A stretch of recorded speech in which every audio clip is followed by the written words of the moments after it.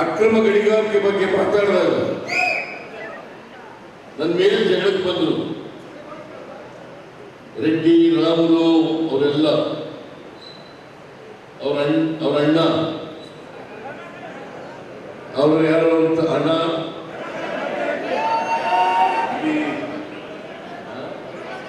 ಕರುಣಾಕರ ರೆಡ್ಡಿ, ಜನಾರ್ದನ ರೆಡ್ಡಿ, ರಾಮುಲುನ ಯಾರ ತಂಗಿ ಮಗನ ಅತ್ತಿ ಮಗನ ಯಾರೋ ಒಬ್ಬ, ಅವರೆಲ್ಲ ನನಗೆ ನೀನು ಬಾ ಬಂದ ಬಳ್ಳಾರಿ ಬಾ ನೀನು ನೋಡ್ಕೊತೀವಿ ಅಂತ ಹೇಳಿದ್ರು. ನಾನು ಬೆಂಗಳೂರಿಂದ ಬಳ್ಳಾರಿಗೆ ಕಾಲ್ನಡಿಗೆಯಲ್ಲಿ ಬರ್ತೀನಿ ನಡಿಗೆ ಅಂತಂದೆ.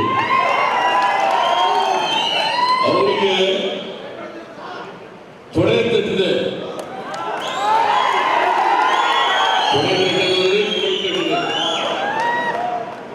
ನನ್ನ ಮೇಲೆ ಜಗಳಕ್ಕೆ ಬಂದಿದ್ರು. ಯಡಿಯೂರಪ್ಪ ಜಗಳಕ್ಕೆ ಬಂದಿದ್ರು. ಯಡಿಯೂರಪ್ಪ ಏನ್ ನನ್ನ ಮೇಲೆ ಹೊಡೆಯುವಂತರ ಮುನ್ನುಗ್ಗಿದ್ರು.